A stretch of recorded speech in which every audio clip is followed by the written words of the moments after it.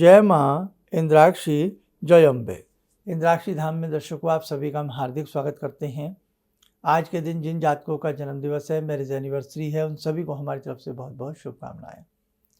आज के इस विशेष अंक में हम बात करने वाले हैं बजरंग बाण की। बजरंग बाण की जैसे ही बात आती है, व्यक्ति के अंदर स्फूर्ति, ओज तेज की उत्पत्ति हो जाती है। हनुमान जी की भक्ति ही वीर रस को पैदा करती है। हनुमान जी की भक्ति भाव रस को पैदा करती है। और हमेशा ध्यान रखें, बजरंग बाण पढ़ते समय आपके भाव बड़े उत्तम होने चाहिए। बजरंग बाण जो व्यक्ति उचित आहार ना लेते हों, नॉनवेज लेते हों, धूम्रपान करते हों, इस प्रकार के जो भी जातक हों, उन्हें बजरंग बाण नहीं पढ़ना चाहिए। और इससे भी बड़ी बात बताएं, जो हनुमान जी को बाध्य करके बजरंग बाण पढ़ते हैं, वो भी तरीका अच्छा नहीं है। तो बजरंग बाण के बारे में आपने अनेकों बातें सुनी होंगी। बहुत लोग तो यहाँ तक भी कहते हैं बजरंग बाण पढ़ना ही नहीं चाहिए। तो ऐसी बात नहीं है बेटा, आप बजरंग बाण पढ़ें, लेकिन किस भाव से पढ़ें, किस प्रकार से पढ़ें, और बहुत सारी ऐसी चीज़ें हैं आज हम इस अंक में आपको बताने वाले हैं। आइए पहले आज का हम पंचांग देखें। 8 जनवरी सन 2025 दिन बुधवार, संवत 2081, पौष मास शुक्ल पक्ष तिथि आज नवमी है।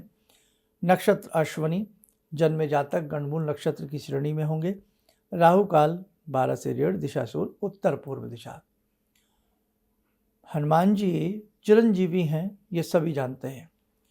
भाव में भक्ति हनुमान जी को त्वरित प्रसन्न करती है और भगवान हनुमान त्वरित प्रकट भी हो जाते हैं अगर भाव भरी भक्ति हमारे अंदर है। भिलनी के बेरों में और भिलनी के भाव में वो मिठास थी कि राम जी को आना पड़ा। ऐसे ही हनुमान जी की भक्ति होती है। भक्त की पुकार हो ही नहीं सकता कि देव प्रकट ना हो। वो बात अलग है कि हमें इन चर्म चक्षुओं से भगवान ना दिख पाएँ, लेकिन अंदर के जो अंतः चक्षु हमारे होते हैं, भाव के जो चक्षु होते हैं, उनसे हम अपने देवता को ज़रूर देख लेते हैं। तो बेटे, बजरंग बाण को लेकर के बाण है, ये शब्द बाण है। बाण जहाँ लग जाए वहाँ फिर वो छोड़ता नहीं है। तीर बाण हो, धनुष बाण हो, शब्द बाण हो, है ना। अब शब्द भेदी बाण, ये भी कला भारत में रही है। अब तो शायद विलुप्त प्राय हो, लेकिन भारतवर्ष वास्तव में बहुत बड़ा दृष्टिकोण से आज भी इन सब चीज़ों में बहुत आगे है, कहना नहीं चाहिए। और बहुत लोग आज भी दूर दूर से विदेशों से भारत में इन विद्याओं को ग्रहण करने के लिए आते हैं। खैर, अब देखो बेटे, पहली शर्त सात्विक आहार, सात्विक विचार से बजरंग बाण पढ़ें। किसी के अहित का उद्देश्य लेकर के कदापि बजरंग बाण न पढ़ें। हम चाहें कि हमारा शत्रु ऐसा हो जाए, लुंज पुंज हो जाए। जैसे हम हनुमान जी के लाडले हैं, वैसे ही वो व्यक्ति भी हनुमान जी का लाडला है। वो भले ही हनुमान जी की भक्ति ना करता हो, लेकिन पिता की आंखों में उसके समस्त पुत्र एक समान होते हैं, उसके समस्त बच्चे एक समान होते हैं। पिता कभी किसी संतान को दुख के भाव से नहीं देखना चाहता, है ना। दो बेटे आपस में लड़ भी जाएंगे तो पिता का यही भाव रहेगा कि किसी तरह से मैं इनकी सुलह करा दूं, इनको मैं एक करा दूं। पिता का ये भाव रहता है। तो हनुमान जी कैसे कर सकते हैं कि आप किसी बुरे के लिए पढ़ें और हनुमान जी उसको दंड दें? दंड नहीं देते, उसकी उद्दंडता जो होती है उसको वो कम कर देते हैं, उसके भाव बदल देते हैं। उसकी आंखों में जहाँ शत्रुता होती है वहाँ प्रेम उत्पन्न होने लगता, और आपके मन में भी कहीं कोई कमी बेसी होती है, उस निष्ठुर भाव को भी वो दूर करके सौम्य भाव की उत्पत्ति कर देते हैं। इसलिए बेटा, बजरंग बाण पढ़ें, कोई डर नहीं है, लेकिन कभी भी हनुमान जी को बाध्यता प्रकट करके ना पढ़ें। अब जैसे इसमें कई लाइनें आती हैं, तो वहाँ मन में उन लाइनों को पढ़ते समय, उन शब्दों को पढ़ते समय हनुमान जी के प्रति बाध्यता प्रकट ना करें। बस यही कहें कि प्रभु, ये इसमें जो लिखा है मैं उसे निर्मल भाव से पढ़ रहा हूँ, मैं उसे श्रद्धा के भाव से पढ़ रहा हूँ, न कि आपको किसी प्रकार की बाध्यता के भाव से मैं उसको पढ़ रहा हूँ। अब जैसे उसमें भूत प्रेत बेताल पिशाच की भी बात आती है कि इनको आप जो है त्वरित भगाएं। तो हाँ बाबा, मेरी इनसे रक्षा करें और मेरे शत्रुओं से मेरी रक्षा करें, मेरे ग्रहों से मेरी रक्षा करें, लेकिन प्रभु कोई बाध्यता नहीं है, प्रेम भाव से मैं आपकी भक्ति कर रहा हूँ, मेरे प्रेम भाव को समझें, न कि जो मैं पढ़ रहा हूँ उसे आप समझें। अब लाइनें एक दो ऐसी हैं जहाँ बहुत व्यक्ति विचलित हो जाते हैं कि कहीं हम भगवान जी को कसम तो नहीं दे रहे, तो वो लाइनें भी आप जरा देखें अपने स्क्रीन के ऊपर। बजरंग बाण की हम बात कर रहे हैं, आइए इसमें वो लाइनें देखें। भूत प्रेत पिशाच निशाचर अग्नि बेताल काल मारी मर, इन्हें मारूं तो है शपथ राम की, राखऊं नाथ मरजाद नाम की। जनक सुता हरिदास कहावो, ताकि शपथ विलंब न लावो। समझें, भूत को, प्रेत को, पिशाच को, निशाचर को, अग्नि बेताल काल मारी मर, यहाँ तक कि काल भी यदि मुझे ग्रसित करने के लिए आ जाए तो उनसे मुझे बचावें। इन्हें मारो तो है शपथ राम की, भूत प्रेत पिशाच निशाचर को, इन्हें आप जो हैं त्वरित इनसे मुझे बचावें। और तो है शपथ राम की, हे आपको राम जी की सौगंध है, राखऊं नाथ मरजाद नाम की। जनक सुता हरिदास कहावो, ताकि शपथ विलंब न लाभो, यानी कि जो कसम दी गई है वो झूठी ना पड़े। जब आप इसे पढ़ें, इस भाव से पढ़ें, देखें, भूत प्रेत पिशाच निशाचर अग्नि बेताल काल मारी मर, इन्हें मारो तो है शपथ राम की, राखऊं नाथ मरजाद नाम की। जब ये लाइन आती है ना, इन्हें मारूं तो है शपथ राम की, अंडरलाइन देखिए इस पर कर रखी हमने, इन्हें मारूं तो है शपथ राम की, यानी कि हे प्रभु, मेरा कोई बाध्यता का भाव नहीं है, बस मैं भाव से इसको पढ़ रहा हूँ। हे प्रभु, मेरी लाज रखें और आपकी कृपा सदैव मुझ पर बनी रहे। ऐसे भाव इन लाइनों को पढ़ते समय लाने चाहिए। तो कभी भी किसी भी हम मंत्र को पढ़ रहे हैं, खास तौर से शावर मंत्रों में आपने देखा होगा द्वाही शब्द को बहुत प्रयोग में लाया जाता है। शावर मंत्रों में आन शब्द को बहुत लाया जाता है, कार शब्दों को बहुत लाया जाता है। तो ध्यान रखें, हर मंत्र की प्रवृत्ति अलग होती है। शावर मंत्र जो है वो प्रांतीय भाषाओं में उनकी रचना हुई है। जहाँ जहाँ प्रांतीय भाषाओं के गुरु रहे हैं नाथ संप्रदाय के, उन्होंने अपनी प्रांतीय भाषाओं में शावर मंत्रों को रचा है। शावर मंत्र हूबहू पढ़े जाते हैं, बड़े अजीब अजीब उनमें शब्द होते हैं, लेकिन वो आपको लगेंगे कि ये शब्द कैसे कार्य करेंगे। या शावर मंत्रों में संस्कृत का तो प्रयोग है नहीं, अपनी अपनी प्रांतीय भाषाएं, ईठ डीठ मठाणों, अपनी अपनी प्रांतीय भाषा का शावर मंत्रों में प्रयोग किया गया है। ऐ हनुमान 12 वर्ष को जवान, हाथ में लड्डू मुख में पान, हाँक मारत आए बाबा हनुमान। हाँक देशी शब्द है ना, हाँक मारना, आवाज़ देना, बुलाना। ऐ हनुमान 12 वर्ष को जवान, ये राजस्थानी में टच आ गया। ऐ हनुमान 12 वर्ष को जवान, ऐ हनुमान 12 वर्ष को जवान, हाथ में लड्डू चाबे पान। तो मंत्र वही है, लेकिन अपनी अपनी प्रांतीय भाषाओं में जैसे जैसे गुरुओं ने उनकी रचना करी, वैसे ही उन्होंने अपने शिष्यों को प्रदान कर दिया। ओम नमो आदेश गुरु को, अजरी बांधू बजरी बांधू, बांधू दसे किवाड़, आन पड़ी हनुमान की रक्षा राम की कार का शब्द घेरा। कभी इन सब चीज़ों पे बहुत चर्चा की आवश्यकता है, बहुत अनुसंधान की आवश्यकता है। हमारे ऐसे ऐसे प्यारे प्यारे मंत्र हैं, पूछिएगा मत आप। तो भैया, जब भी हम किसी चीज़ को पढ़ें, बिल्कुल अड़ियल ना हो जाए कि नहीं बस इन्हें मारो तो है शपथ राम की, राखो नाम मरजाद। नहीं, अड़ियल नहीं होना। भगवान के सामने अड़कपन चलता ही नहीं, ये ध्यान रखें आप। भाव चलता, भाव से विनती करिए। आप जानते हैं आपका शत्रु कौन है, आप जानते हैं। कई बार गुप्त शत्रु भी होते हैं जिन्हें हम नहीं जानते, और कुछ शत्रुओं को हम जानते हैं। कुछ मुसीबतें हमें दिख रही होती हैं और कुछ मुसीबतें हमें नहीं भी दिख रही होती हैं। लेकिन भगवान को जो हमें नहीं दिख रही होती हैं, भगवान को वो भी दिख रही होती हैं। इसलिए ध्यान रखना, बजरंग बाण के बारे में कहीं ऐसी कोई बात नहीं है।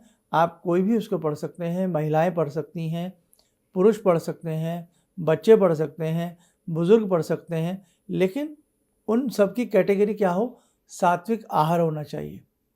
ये नहीं कि साहब आप खा तो नॉनवेज रहे हैं, कि साहब हमने तो जीवन में चींटी तक नहीं मारी और खाते हैं उल्टी सीधी चीज़ें रोज़। तो फिर उन चीज़ों को कौन मार रहा है आपके लिए।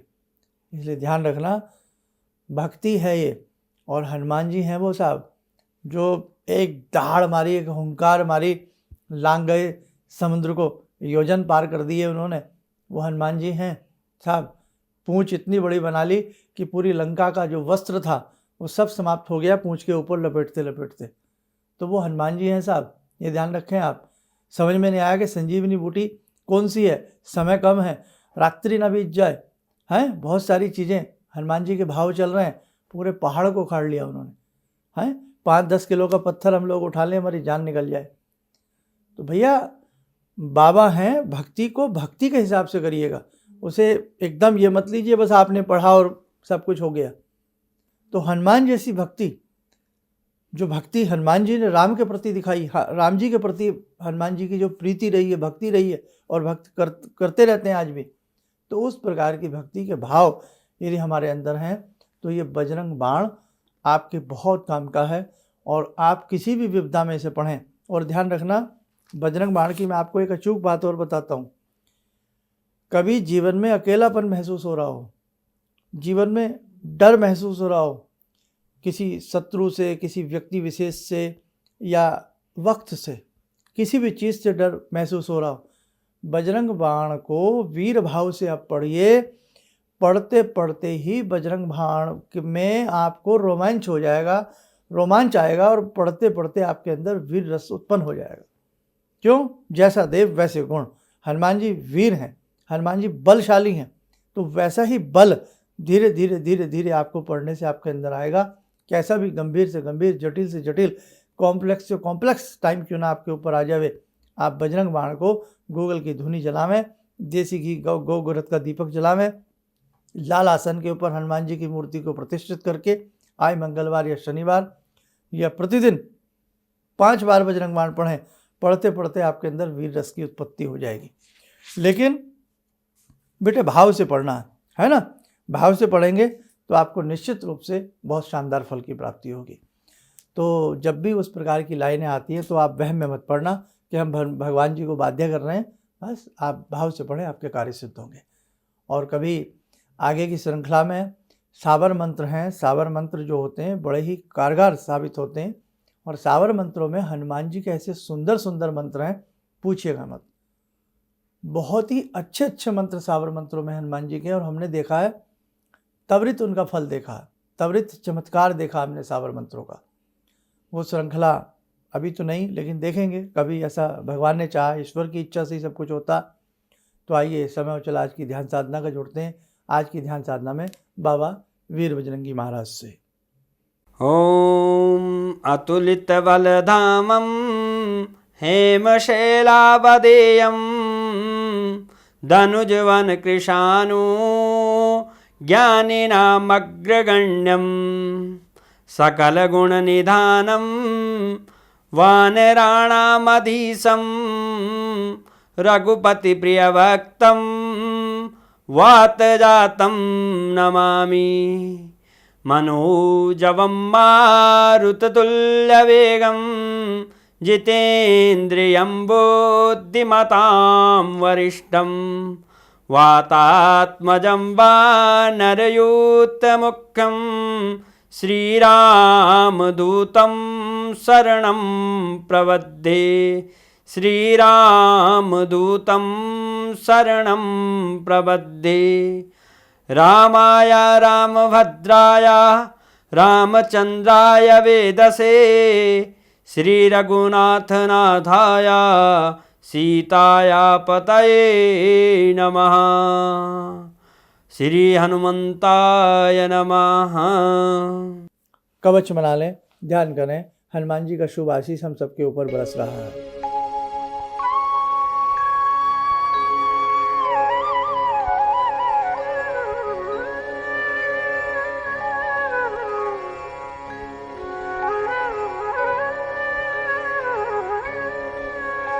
ओम बोलते हुए नेत्र खोले, सामान्य हो जाए। देखो साधकों, चर्चाएं इतनी हैं इतनी हैं इतनी हैं कि हम 100 जन्म भी ले लें वो समाप्त ना हो, इतनी चर्चाएं हैं। हमारे शास्त्र ही इतने हैं कि यदि हम 10,000 जन्म भी ले लें तो हम उन्हें पढ़ नहीं पाएंगे। आगम शास्त्र अलग हैं, निगम शास्त्र अलग हैं, और वेदों में चले गए तो बस पूछो ना बात है। वेदों के फिर उपवेद हैं, संहिताएँ हैं, और तंत्र ग्रंथों की बात करें, हजारों की संख्या में तंत्र ग्रंथ हैं, फिर ग्रंथों में भी ग्रंथ हैं, है ना, उपनिषद हैं, पुराण हैं। तो विपुल भंडार हमारे ऋषियों ने हमें दिया है और वास्तव में ये खजाना उन्होंने हमें दोनों हाथों से लुटाया है। आज बहुत लोगों के घर में बहुत सारी चीज़ें मिल जाएंगी लेकिन धार्मिक ग्रंथ नहीं मिलते। इसलिए बेटे अपने घर में एक ऐसी अलमीरा बनाएं, उसमें धार्मिक ग्रंथों को अच्छे तरीके से सजोवें। आप भी उन्हें समय निकाल करके पढ़ें, अपने बच्चों से भी उन्हें पढ़ावें, ताकि पता लगे हमारे धार्मिक ग्रंथों में कितना खजाना छिपा पड़ा है। चलिए आप सब लोग स्वस्थ रहें, सुखी रहें। इन्हीं शुभकामनाओं के साथ हम अपनी वाणी को विराम देते हैं। जय जय अम्बे। मेरी बहुत दिन से दिली इच्छा थी कि आप जैसे कोई मुझे धर्मात्मा पर महापुरुष मिलें और मैं वहाँ जाके जुड़ के और देश समाज से के लिए कुछ कर पाऊँ। कई चीज़ें हैं समाज में, समाज सेवा में भी मन में वो शांति नहीं मिली। जैसे आप समझ सकते हैं कि बहुत सारी गड़बड़ियाँ भी रहती हैं। आज का अनुभव यही है कि मुझे आस लगता है कहीं सही रास्ता मिल गया है, सही मंजिल मिल गई है। जो मैं करना चाहती थी शायद अब मैं कर पाऊँगी। किसी भी समस्या के समाधान के लिए मिले प्रसिद्ध हस्तरेखा एवं वास्तु विशेषज्ञ प्रोफेसर धर्मेंद्र शर्मा जी से। नोट: शिविर में भाग लेने हेतु एवं व्यक्तिगत रूप से मिलने के लिए कॉल करने का समय सुबह 10 बजे से शाम 6 बजे तक। हमारे विभिन्न ज्ञानवर्धक कार्यक्रम देखने के लिए आप हमें अभी सब्सक्राइब करें, बेल आइकन को प्रेस करें ताकि आप देख सकें हमारा कार्यक्रम सबसे पहले। और अधिक जानकारी के लिए फेसबुक पेज को लाइक करना न भूलें।